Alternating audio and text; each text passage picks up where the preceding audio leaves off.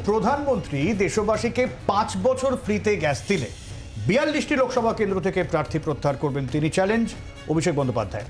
BJP তাদের শাসিত যে কোনো রাজ্যে মাসে 1,500 টাকা করে লক্ষ্মীর ভাণ্ডার দিলে তিনি রাজনীতি ছেড়ে দেবেন বলেও জানিয়েছেন তৃণমূলের সর্বভারতীয় সাধারণ সম্পাদক।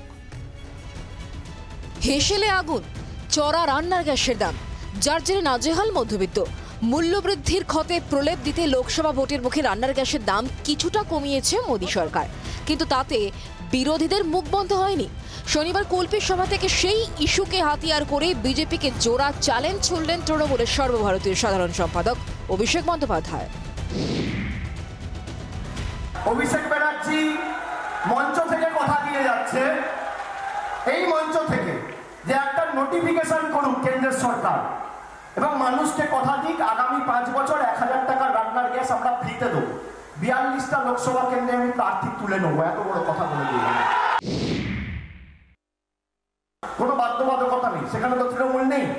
উত্তরপ্রদেশে তৃণমূল নেই, গুজরাটে তৃণমূল নেই, মধ্যপ্রদেশে তৃণমূল নেই, রাজস্থানে তৃণমূল নেই, উত্তরাখণ্ডে তৃণমূল নেই, আপনাদের সরকার রয়েছে।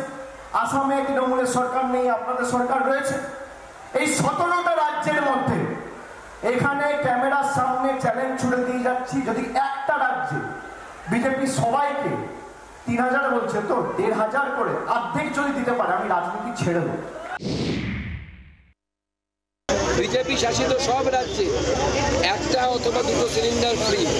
মহারাষ্ট্রে 450 টাকা গ্যাসের সিলিন্ডারের দাম, রাজ্য সরকার ভর্তুকি দেয়। তো কেন্দ্র সরকার তো 100 টাকা দাম কমিয়ে দিয়েছে গ্যাসের। উজালা যোজনার গ্যাসের দাম আরও কম।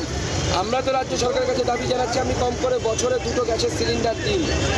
কেন দেবেন না বছরে 2টো করে গ্যাসের সিলিন্ডার গরিব মানুষ? রাজ্যের দ্বিতীয় দফার প্রার্থী তালিকা প্রকাশ করেছে বিজেপি, কিন্তু তাতে ডায়মন্ড হারবার, আসানসোল সহ 4 কেন্দ্রে প্রার্থীর নাম ঘোষণা করেনি তারা। এ নিয়ে তীব্র কটাক্ষ করেছেন অভিষেক। মেঘনাদের মতো মেঘের আড়াল থেকে না লড়ে ইডি সিবিআই হয়ে প্রার্থী হয়ে দাঁড়া। ডায়মন্ড হারবারে তো প্রার্থী পাচ্ছে, ইডি ডাইরেক্টর দ্বারা, সিবিআই ডাইরেক্টর দ্বারা অনেক লড়াই তো করেছে, অনেক কল্পী বাহকতা এদের করেছে। মেঘের আড়াল থেকে লড়াই করার দরকার নেই, সামনাসামনি লড়াই করুন। 4টে আসন খালি রয়েছে, আমি বলবো একটা ইনকাম ট্যাক্সের ডাইরেক্টর, একটা সিবিআই এর ডাইরেক্টর, একটা এনআইএ এর ডাইরেক্টর, একটা ইডি ডাইরেক্টর। এই 4টে লোককে দান করে।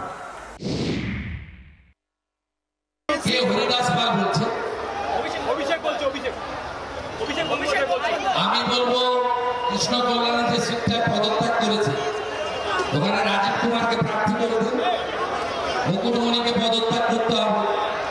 সেখানে যদি কেউ থাকে আপনাদের করে দেন। আর হরিকৃষ্ণ দ্বিবেদী আছে, আলাপন ব্যানার্জি আছে, বাগদাতে তারা করে দেন, যদিও চিন্তা হবে না। এদিনের সভা থেকে নিজের কেন্দ্র ডায়মন্ড হারবারের পাশাপাশি পার্শ্ববর্তী মথুরাপুর কেন্দ্রেও তৃণমূলের জয়ের ব্যবধান বাড়াতে দলীয় কর্মীদের ঝাঁপানোর বার্তা দিয়েছেন অভিষেক। রাজনৈতিক মহলের একাংশের মতে বাকি 4 কেন্দ্রে রাজনৈতিক সমীকরণ নিয়ে এখনো জল মাপছে বিজেপি, তাই ধীরে চলো নীতি তাদের। সেক্ষেত্রে শেষ লগ্নে তারা চমক দিতে পারে বলেও মনে করা হচ্ছে। ব্যুরো রিপোর্ট, জি 24 ঘন্টা। বাংলার আওয়াজ, বাঙালির আবেগ, জি 24 ঘন্টা।